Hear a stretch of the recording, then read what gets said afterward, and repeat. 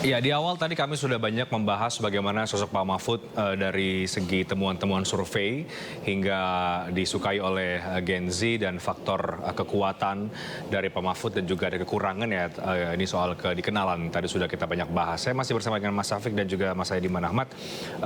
Saya mau ke Mas Safik tadi terputus ya soal irisan dengan NU yang mungkin ini bisa menjadi potensi juga kalau kita dipindahkan menjadi potensi suara begitu. Ini seberapa ini kemudian dianggap penting dari pandangan Mas Safik kalau kita bicara soal untuk elektoral di 2024? Ya, akan banyak pengamat pun berpendapat bahwa yang bisa memberi bobot lebih, ya, yang bisa memainkan peran untuk memenangkan kandidat. Ini kan ada Gen Z dan milenial yang jumlahnya memang besar. Yang kedua adalah Nahdien, gitu kan. Jadi itu dua yang saya kira bedanya adalah kalau Gen Z milenial itu kan harus memenangi kepalanya satu-satu dalam tanda kutip, ya kan? Ibarat ngambil satu-satu ini. Nah, sementara kalau Nahdien itu kan masyarakat yang komunal, dia juga punya leader, gitu kan, religious leader, figur, tokoh ya. Istilahnya kalau bisa keambil memang itu kayak ngambil kayak buah rambutan ya, satu ikat dapatnya agak banyak, nggak satu-satu. Jadi itu ada situasi yang di situ saya kira menguntungkan di sisi Pak Mahfud ya, karena Pak Mahfud ya saya kira selain Caimin itu yang memang punya background pesantren dan Nahdien, saya kira relatif di kalangan Nahdien itu Pak Mahfud ya diterima cukup baik ya. Berbasis survei Pak Mahfud cukup populer di kantong-kantongnya Nahdien, bahkan lebih populer daripada Caimin. Dalam survei nasional juga ini ya kelihatan ya, saya kira Pak Mahfud misal tadi dijelaskan Mas Saidiman juga likability-nya juga lebih tinggi daripada Caimin. Artinya kan ada potensi besar karena Pak Mahfud ya tadi saya sebut bahwa sudah cukup lama dikenal dari zaman Gus Dur gitu ya. Dari zaman Gus Dur Pak Mahfud dikenal sebagai salah satu orang yang memang dekat sama Gus Dur. Bahkan yang pada dasarnya yang mengorbitkan Pak Mahfud itu ya Gus Dur. Karena Pak Mahfud ini kan dulu bukan politisi pada dasarnya. Beliau adalah orang kampus, akademisi, tapi memang ahli tata negara, ahli hukum. Nah, Gus Dur yang melihat, oh ini salah satu ibaratnya kader yang bagus gitu ya, salah satu orang terbaik di bidangnya. Makanya kemudian diajak Gus Dur untuk berkiprah di politik dan kemudian mulai ke Jakarta. Artinya udah dari zaman dulu Pak Mahfud itu terbiasa berkeliling di NU, networknya Pak Mahfud di kalangan kiai-kiai pesantren, terutama di Jawa Timur juga sangat bagus, cukup dekat.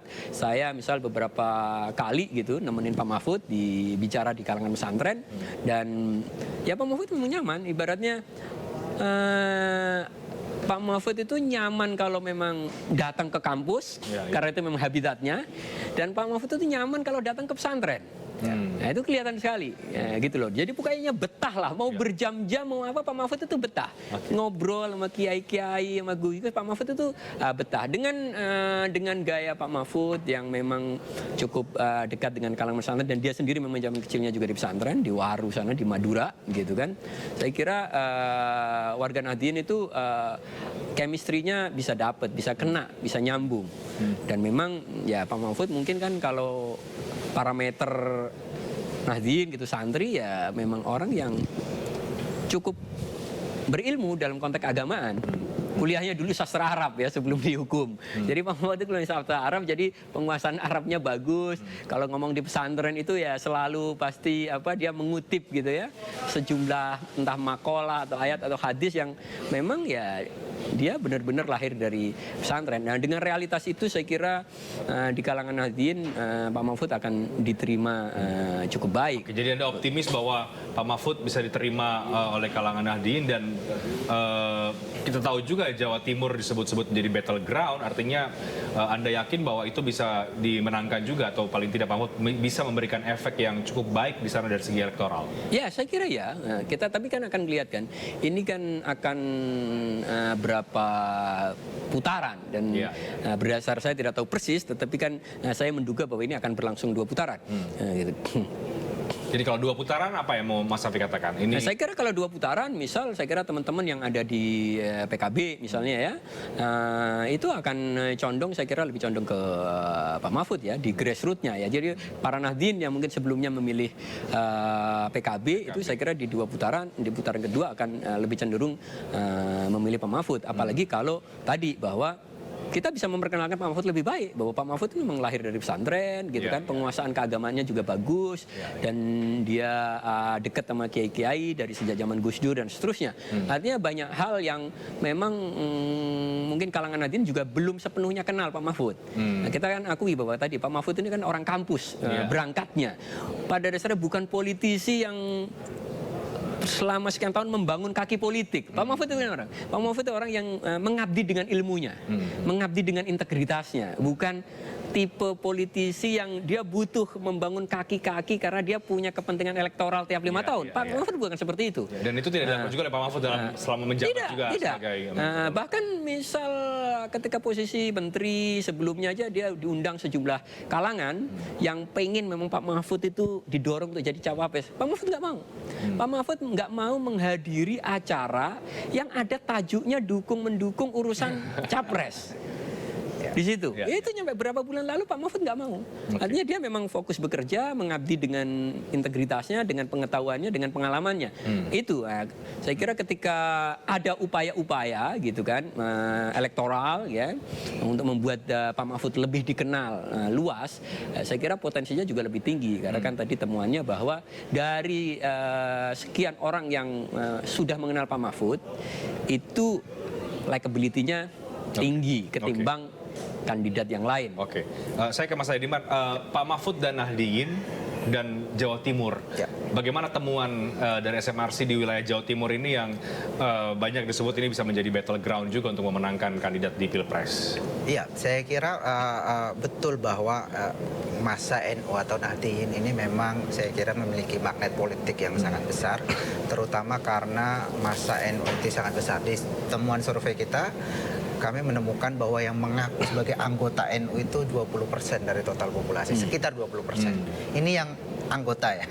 Ini belum masa NU yang secara kultural pasti jauh lebih besar dari itu. Tapi yang mengaku anggota itu sekitar 20%. Kalau kita totalkan dalam jumlah absolut yang mungkin sekitar 40-an juta warga yang mengaku sebagai orang NU. Dan khusus di Jawa Timur itu sekitar 50-an%.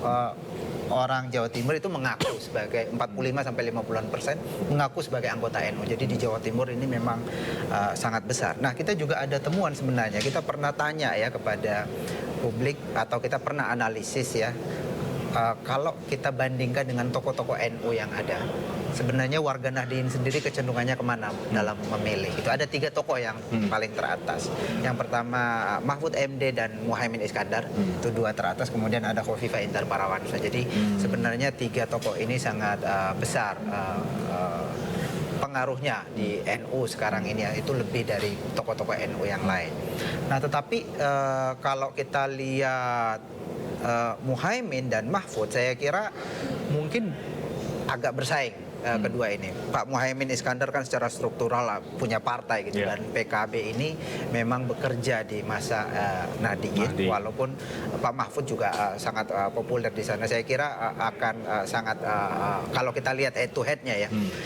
Tetapi ada faktor lain yang saya kira tidak dimiliki oleh Muhaimin, yaitu tokoh yang didampinginya. Anies Baswedan dengan Ganjar Pranowo ini yang mungkin akan membedakan.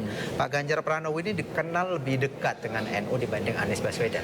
Walaupun Anies mungkin santri, tetapi kalau kita pakai tipologi keagamaan Islam gitu ya, ada Islam tradisionalis dan Islam modernis biasanya yang dipakai oleh para pengamat.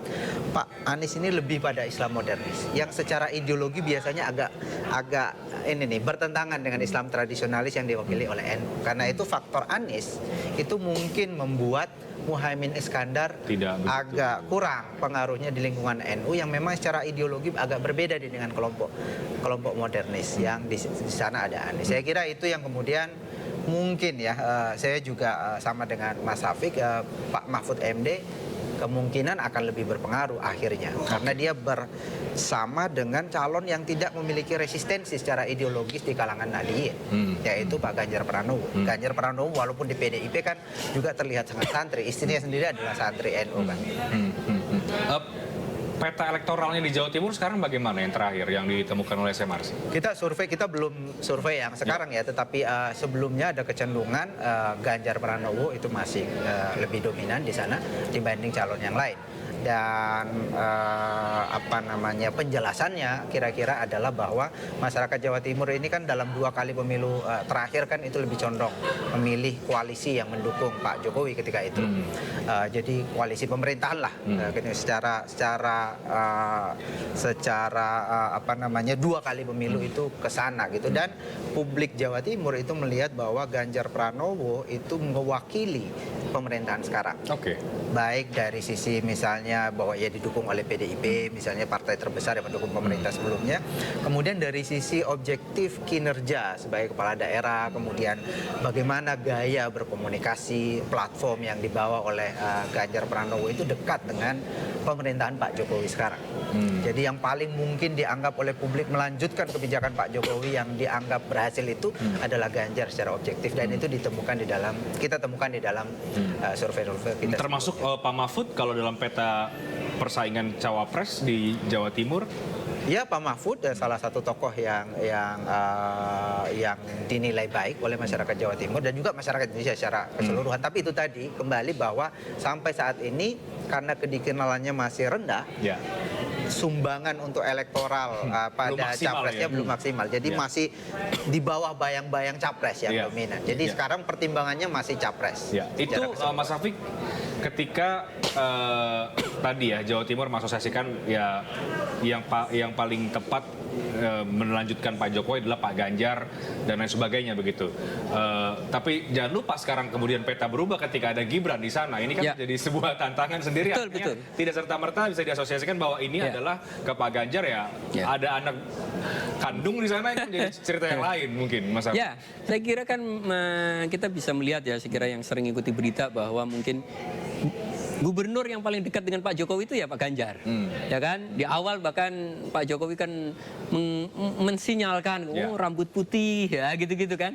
Artinya cukup jelas lah sinyal di awal-awal dulu itu. Tapi memang seiring perkembangan sekarang kan Gibran yang itu anaknya Pak Jokowi menjadi cawapres ya, dan kemudian Mas Ganjar cawapresnya itu Pak Mahfud. Saya belum tahu persis ya, saya kira menunggu hasil survei di level nasional, tetapi saya dapat bocoran gitu loh, survei yang itu di Jawa Timur, di Dapil Jember, Lumajang, terus mana aja itu. Saya berinformasi dari salah satu teman yang biasa melakukan survei dan setelah deklarasi itu di situ adanya Pak Mahfud itu menaikkan elektabilitasnya Mas Ganjar, lumayan kan. Sementara Gibran justru menurunkan Prabowo. Sementara Amin cenderung stagnan.